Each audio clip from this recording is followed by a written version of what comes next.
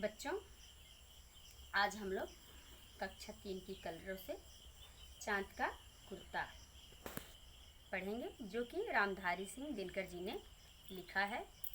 तो चलिए देखते हैं कि चांद जो है ठंडियों में कैसे अपनी माँ से जिद करता है कि माँ मुझे भी बहुत ठंडी लगती है, मेरे लिए भी एक ऊन का मोटा झिंगोला सिला दो।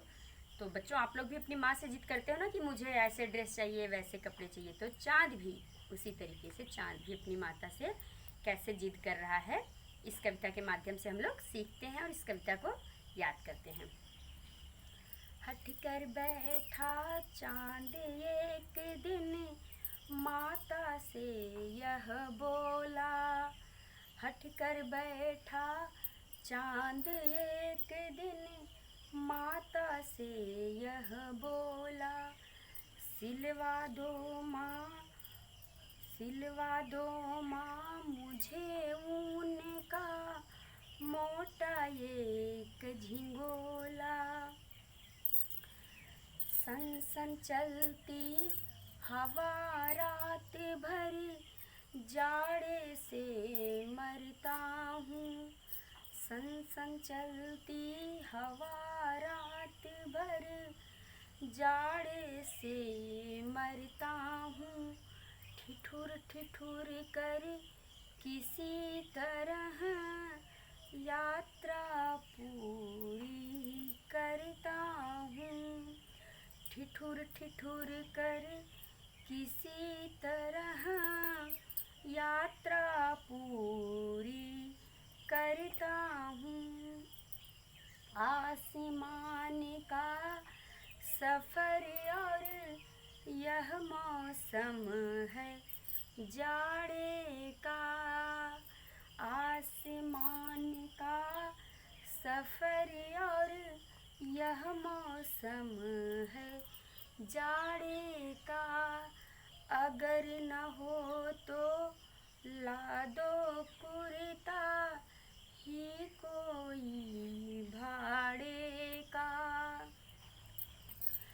बच्चे की सुने बात कहा माता ने अरे सलोने।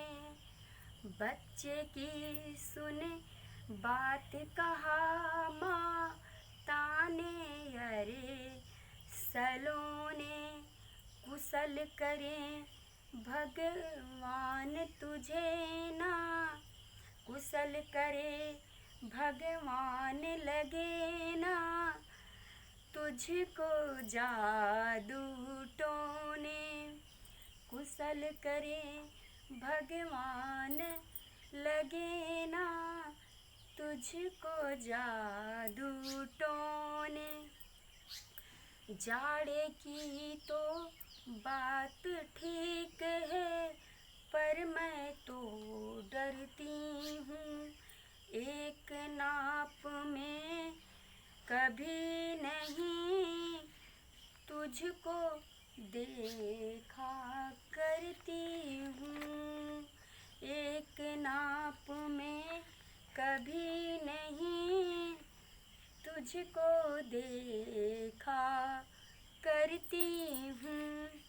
कभी एक अंगुल भर चौड़ा, कभी 1 फुट मोटा। बड़ा किसी दिन हो जाता है और किसी दिन छोटा। बड़ा किसी दिन हो जाता है और किसी दिन छोटा। घटता बढ़ता रोज किसी दिन, ऐसा भी करता है। घटता बढ़ता रोज किसी दिन, ऐसा भी करता है।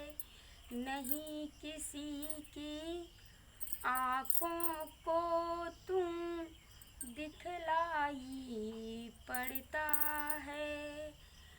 नहीं किसी की आँखों को तू दिखलाई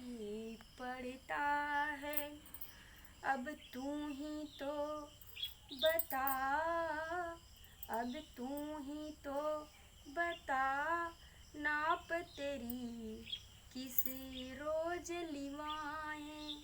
अब तू ही तो बता, नाप तेरी किस रोज लिवाएं। सीधे सीधे एक झिंगोला जो हर रोज बदन में आए। सीधे एक झिंगोला जो हर रोज बदन में आए। हट कर बैठा चाँद एक दिन माता से यह बोला।